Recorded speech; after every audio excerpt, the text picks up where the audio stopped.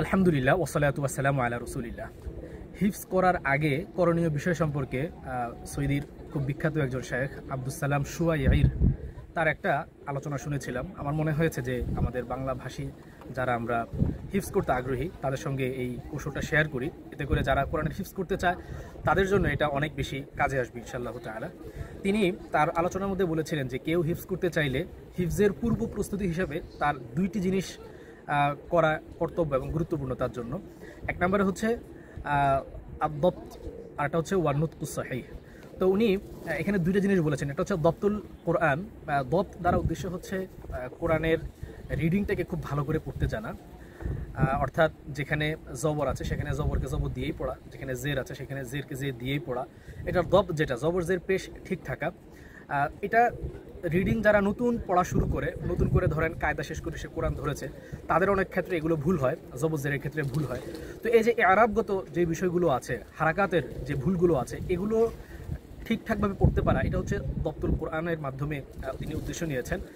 আর দ্বিতীয়ত, আচ্ছা এখানে দপ্ত যদি ঠিক না থাকে কারো, বা আমরা বাংলাতে বলি যে নাজারা ঠিক করে নেওয়া, এখানে যদি কারো দুর্বলতা থাকে, এখানে মূলত দুইটা সমস্যা হয়। প্রথমত হচ্ছে যে হিফজ করবে সে যদি হিফজ করার সময় সে যদি জবরজেরটাকে ঠিকভাবে না পড়ে, তাহলে দেখা যাচ্ছে যে যেই ভুলভাবে সে এটাকে একবার মুখস্থ করে ফেলবে, পরবর্তীতে সময়ে এটাকে চাইলেও শুধরানো যায় না। প্রথমবার তার ব্রেন যেইভাবে শব্দটাকে আত্মস্থ করে নিয়েছিল, পরের বার যতবারই সে কোরআন তেলাওয়াত করতে যায় ওই ভুলভাবেই সে পড়তে থাকে।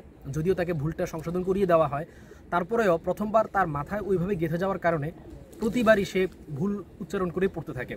এটা একটা বড় সমস্যা, পরবর্তীতে চাইলে ওটাকে ঠিক করে নেওয়া যায় না। আর আরেকটা বিষয় হচ্ছে, যদি কারো দপ্ত যদি ঠিক না থাকে, নাজারা যদি ঠিক না থাকে, তাহলে সে হিফজ করতে গেলে তার সমস্যা যেটা হয় সেটা হচ্ছে যে সে তেলাওয়াতটা স্মুথলি করতে না পারার কারণে সে কি তেলাওয়াতটা ঠিক করবে নাকি মুখস্থের দিকে মনোযোগ দিবে, তার ফুল ফোকাসটা সে তখন আর হিফজের দিকে দিতে পারে না। তখন তার ওই রিডিং পড়া ঠিক করার দিকেও একটা বড় ফোকাস দেওয়া লাগে, যার কারণে তার ফোকাসটা দুই দিকে ডিভাইড হয়ে যাওয়ার কারণে হিফজের দিকে মনোযোগ পুরোপুরি না থাকার কারণে তার হিফজটা কিছুটা স্লো গতিতে আগায়, বা এটা খুব ভালো মতন তার আত্মস্থ হয় না। আর দ্বিতীয় যে জিনিসটা তিনি পূর্ব প্রস্তুতির জন্য বলেছে সেটা হচ্ছে আন-নুতকুস সহিহ, বা সঠিকভাবে উচ্চারণ করা। এটা দ্বারা উদ্দেশ্য কি, উনি বলেছেন যে হরফটা যেভাবে উচ্চারণ করার কথা, বিশেষ করে যেই সিমিলার যে হরফগুলো আছে এগুলোকে সঠিক জায়গা থেকে উচ্চারণ করা, বা আমরা আরও সহজভাবে বললে মাখরাজকে ঠিক রেখে তেলাওয়াত করা। যেমন কাছাকাছি ধরনের, যেমন আইন এবং হামজা দুইটার উচ্চারণ কাছাকাছি, আ আ কাছাকাছি, আবার হা হা কাছাকাছি। এ ধরনের সিন সদ এই জাতীয় যে সমস্ত হরফগুলো আছে যেগুলোর উচ্চারণগুলো কাছাকাছি সিমিলার, এগুলোকে যথাযথ জায়গা থেকে মাখরাজ থেকে উচ্চারণ করা। কারণ আন-নুতকুস সহিহ যেটা, এটা আবার দুই ধরনের, উনি তার আলোচনার মধ্যে বলছিলেন। এটা হচ্ছে ওয়াজিব, এটা হচ্ছে মানে জায়েজের পর্যায়ে। তো তার মধ্যে এই যে সিমিলার হরফ যেগুলো আছে, হামজাকে হামজার মতো করেই পড়া, আইনকে আইনের মতন পড়া, হা হা এই দুটোর মধ্যে তারতম্য করতে পারা, এগুলো ওয়াজিবের পর্যায়ে। কারণ এখানে যদি একটু হেরফের হয়ে যায় সেক্ষেত্রে কিন্তু অর্থ চেঞ্জ হয়ে যায়। তো এই নুতকুস সহিহ যদি কারো ঠিক থাকে, আর দপ্ত যেটা আরাবুল কোরআন, যেটা কোরআনের জবরজের পেশ ঠিক থাকা, এগুলো যদি ঠিক থাকে এবং তার তেলাওয়াতের নাজেরা যেটা, এটা যদি গতিময় হয়, স্মুথলি সে যদি তেলাওয়াত করে, তাহলেই হচ্ছে এটা তার হিফজ শুরু করা উচিত। তখন হচ্ছে যে সে হিফজ শুরু করলে হিফজটা তার জন্য অনেক সহজ হবে এবং এটা তার জন্য অনেক টেকসই হবে।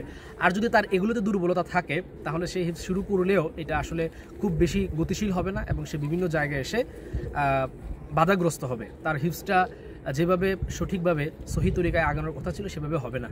তো আমরা সবাই চেষ্টা করি যতটুকু পারা যায় কোরআনের হিফজ করা। আর হিফজ করার নিয়ত যারা আমরা করব, তারা অবশ্যই হিফজ শুরু করার আগে কোরআনের রিডিংটাকে খুব ভালো করে আমরা পড়ে নেওয়ার চেষ্টা করব, যাতে করে আমাদের হিফজটা সহজ হয়। আল্লাহ তাআলা তৌফিক দিন, আমিন। আসসালামু আলাইকুম ওয়া রাহমাতুল্লাহি ওয়া